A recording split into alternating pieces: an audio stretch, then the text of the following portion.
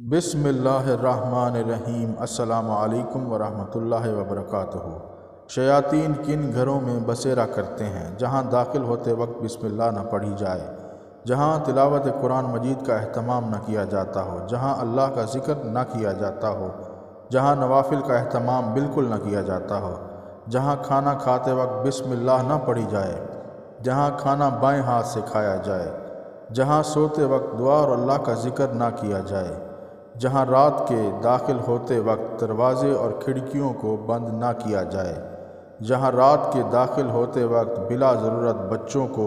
گھر سے باہر جانے دیا جائے، جہاں گھر میں